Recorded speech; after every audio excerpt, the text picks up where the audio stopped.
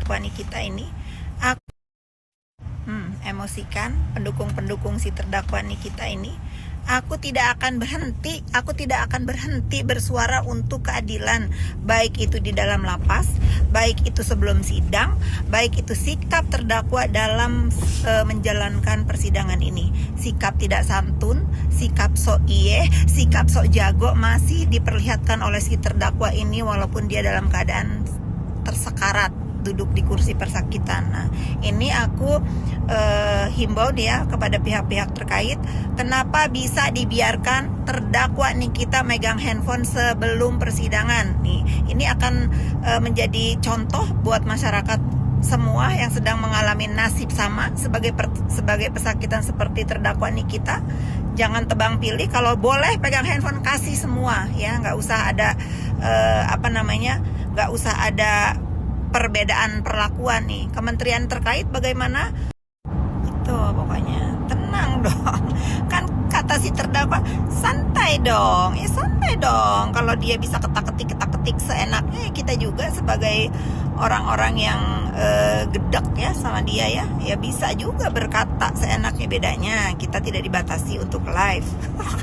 Kalau dia kan nggak bisa live, bisanya ketak-ketik gitu.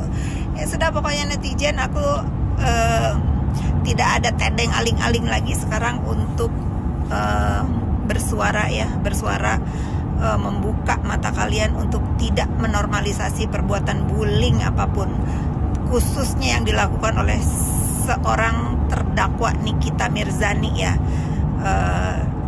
Bagaimana sekarang dengan bebasnya ya menghilangkan harga diri pihak-pihak terkait di Republik ini, bisa seenak udelnya bersikap.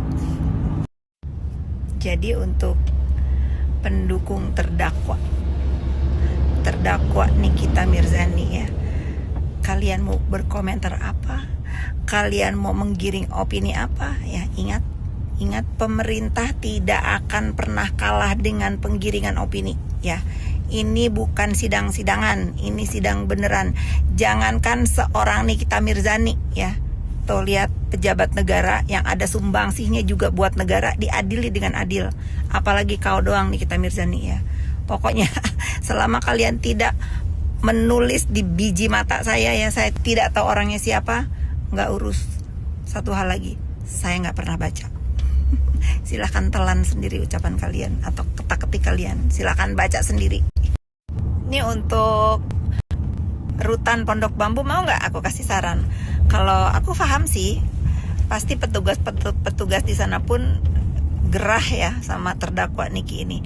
Kalau kalian nggak mau ngewarah Niki itu, kalian pindahin tuh Adrina Izazega yang ada di Rutan Malang Kepanjen, pindahin deh ke Pondok Bambu, biar dia yang didik kita.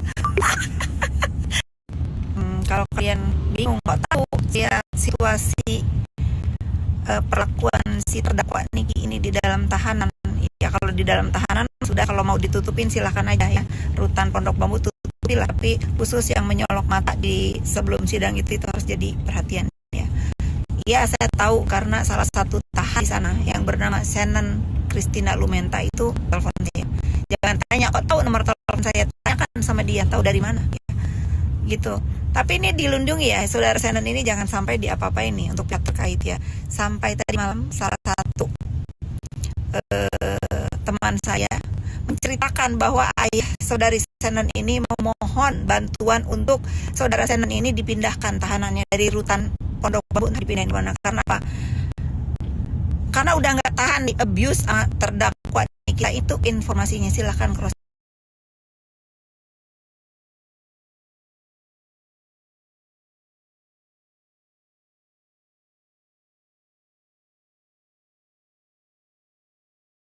pendukung si terdakwa Nikita ini.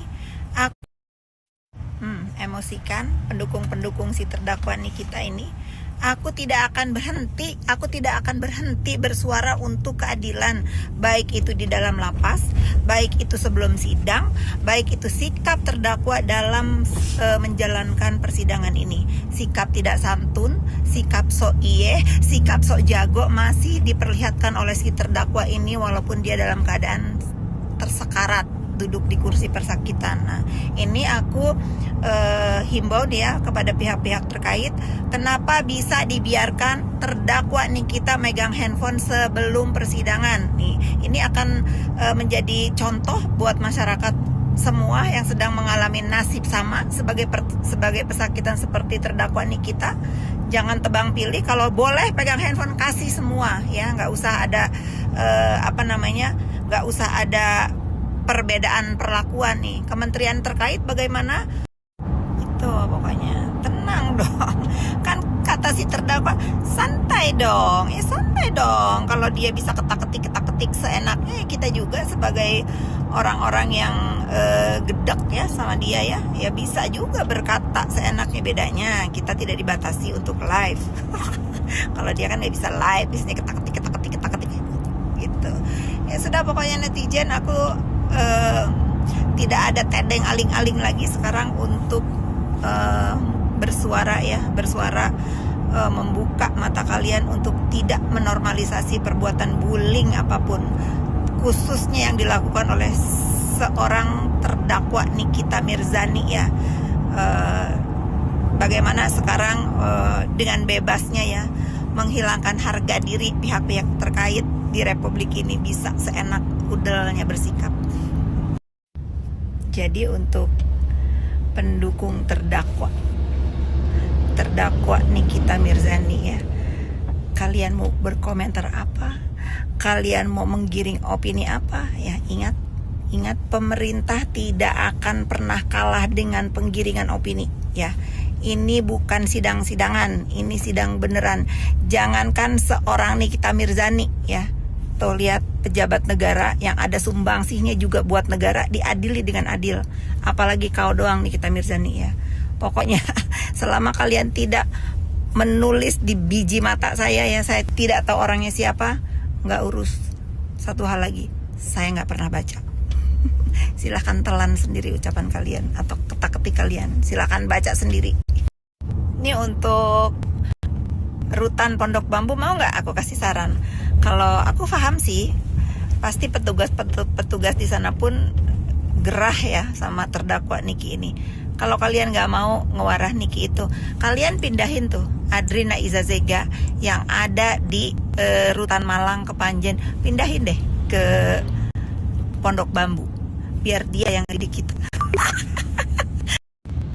Kalau kalian bingung, nggak tahu ya situasi perlakuan si terdakwa Niki ini di dalam tahanan, ya kalau di dalam tahanan sudah, kalau mau ditutupin silahkan aja ya, Rutan Pondok Bambu tutupi, tapi khusus yang menyolok mata di sebelum sidang itu harus jadi perhatian ya. Ya saya tahu karena salah satu tahan di sana yang bernama Senen Christina Lumenta itu telepon saya. Jangan tanya kok tahu nomor telepon saya, tanyakan sama dia tahu dari mana ya. Gitu. Tapi ini dilindungi ya, saudara Senen ini jangan sampai diapa-apain nih untuk pihak terkait ya. Sampai tadi malam salah satu teman saya menceritakan bahwa ayah saudari Senen ini memohon bantuan untuk saudara Senen ini dipindahkan tahanannya dari Rutan Pondok Bambu, dipindahin ke mana? Karena apa? Karena udah nggak tahan di abuse terdakwa kita itu. Informasinya silahkan cross